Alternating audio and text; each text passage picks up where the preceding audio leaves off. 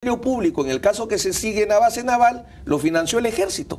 O sea, ni siquiera se ponen de acuerdo los fiscales. Hay testigos que han señalado que el SIN utilizó estos dineros de reserva, este presupuesto para que manejaba realizar obras de ingeniería, para financiar gastos de operaciones de inteligencia de la DINTA y del CIE. Ninguno.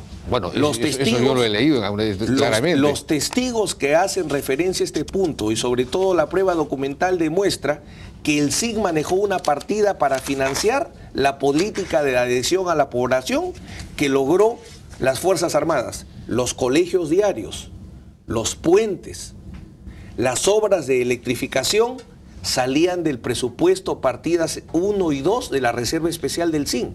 Eso es lo que está demostrado. Incluso hay un proceso penal abierto por ese hecho. Pero en todo caso, Vladimiro Montesinos manejaba el tema, es decir, más allá de si el SIN daba o no la plata, eso es un asunto, porque el Grupo Colina es un grupo formado regularmente dentro del ejército. La discusión, ¿no, Jaime, no es si Montesinos manejó o no, por ejemplo, para el tema de los congresistas tránsfugas? El tema es concreto, ¿está probado que Montesinos daba órdenes para que asesinen personas? El único documento, te pongo una prueba vital que silencia a Abelino Guillén, llevó la sala como testigo a el señor Rafael Merino Bartet, un funcionario del SIN de muchos años, la sala de oficio. Él presenta planes de operaciones de inteligencia de lo que se preparaba en el SIN para la lucha contra el terrorismo. Y hay un plan de operaciones de inteligencia que se llama Unibus, que es de julio de 1992, el mismo mes de la matanza de Cantuta. ¿Y qué es lo que planificaba el SIN? Reparar los ómnibus de Natru, regalárselos a las universidades, porque se había determinado que en el transporte era que los senderistas captaban estudiantes, para luego detenerlos y entregarlos a las autoridades. Ese es el trabajo que está probado en el expediente que el SIN realizaba en 1992. ¿De dónde sale que el SIN y concretamente Vladimiro Montesinos Torres intervenía en las operaciones del Grupo Colina? Segunda, muy breve. Todos los colinas que han confesado sin excepción, todos, dicen que Vladimiro Montesinos no tenía ninguna vinculación con ellos.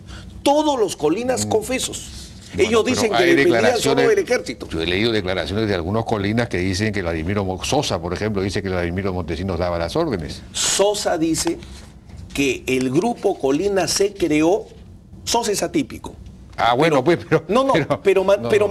Permíteme. Sosa lo que dice es que el Grupo Colina fue dirigido por el Comando Conjunto de las Fuerzas Armadas. Hay 3 versiones de la creación del Grupo Colina. Según el video de Martín Rivas que trae Jara, dice que el Grupo Colina se hizo en el alto mando del ejército. Según Robles, se hizo en el SIN.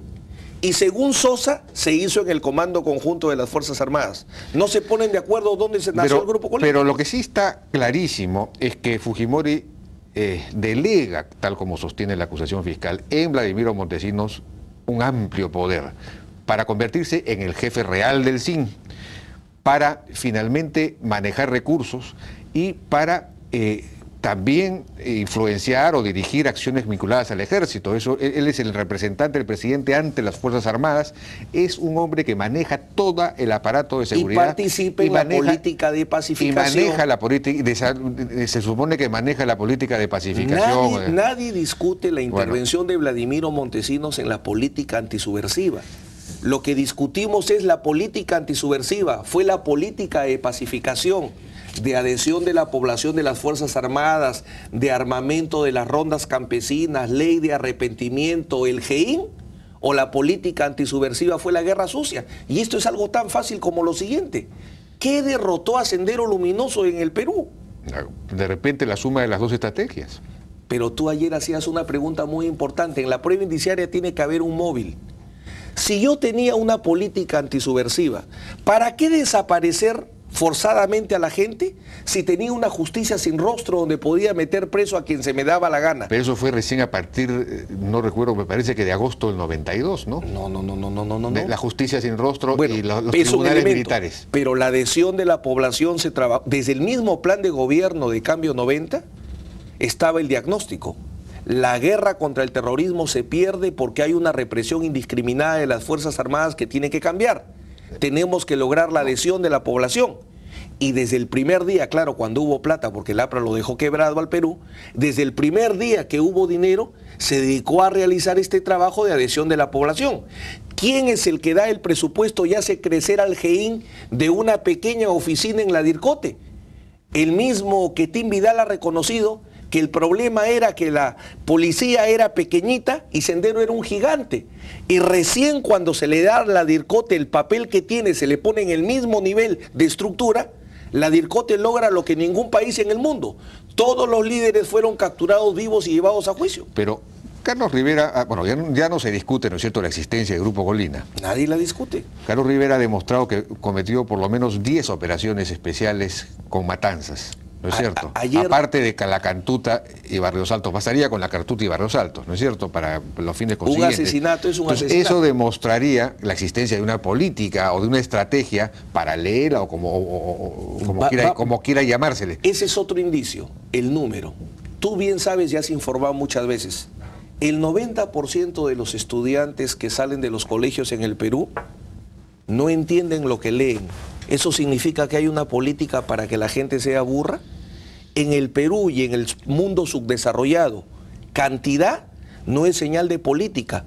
Una cosa es la política y otra cosa son los defectos en la ejecución de la política que deben ser asumidos por el nivel correspondiente. El Grupo Colina era un órgano regular del ejército, financiado por el ejército, equipado por el ejército, etcétera. Así que el hecho que una comisaría torturen no significa que haya una política de torturar. No, pero estamos hablando del ejército. De 100.000 integrantes del ejército, de decenas de destacamentos, un destacamento que es materia de este proceso, equipado, financiado por el ejército, y que se ha determinado su nivel, que queda, la discusión que se ha aprobado es, o era dirigido por el CIE, Servicio de Inteligencia del Ejército, o era dirigido por la DINTE.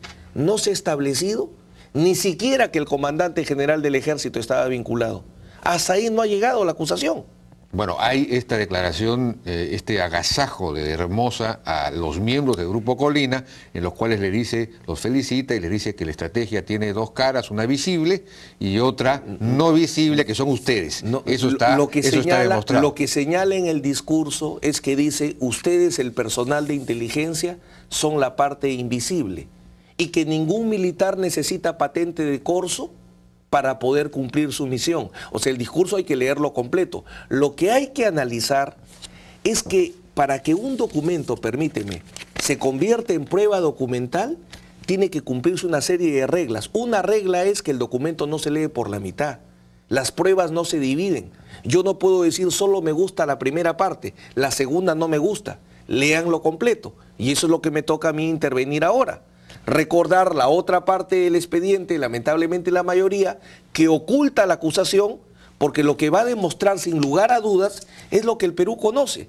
La política antisubversiva que derrotó al terrorismo fue de guerra sucia. Pero entonces el Grupo Colina... es una desviación de la política de pacificación. Una desviación, pero consciente, deliberada. Es decir, hubo un comando que decidió la formación de ese grupo. Por quienes los dirigieron, no me cabe la menor duda. ¿Quién? ¿El general Hermosa? Lo que se ha determinado en el expediente es que el Grupo Colina o estaba manejado por jefe del CIE o estaba manejado por el jefe de la DINTE. El general Hermosa no podía ser porque en 1991 no era comandante general, era jefe del Estado Mayor y él solo asesora. No tenía absolutamente nada que ver con la parte de inteligencia. Ahora, usted señala que esto no tiene que ver, pero Montesinos recibe el encargo de dirigir la estrategia antisubversiva y de manejar el SIN, manejar los servicios de inteligencia, no solamente el SIN, sino todos, etcétera, coordinarlos. Y en abril del 91 se aprueban estos dos manuales famosos, citados también por la acusación, ¿no? Aquí los tengo, el Manual de Operaciones de Inteligencia y el Manual de Inteligencia Militar Equipos Básicos. Nosotros lo incorporamos al expediente. ¿Ah, ustedes? Sí. Ah, bueno, pero en estos manuales queda claramente establecido que había una estrategia de eliminación. A ver, vamos por partes. Y que partes. sometía al SIN. El SIN era, según esta estrategia, según esta información, el encargado de planificar todas las operaciones de inteligencia, según estos manuales. Lo que pasa, Jaime, es que si queremos analizar la política antisubversiva, en primer lugar, un manual es una doctrina, no es una norma. Punto primero. Punto segundo, lo que ese manual establece es que tiene que actuarse de acuerdo a las directivas que daban los altos mandos.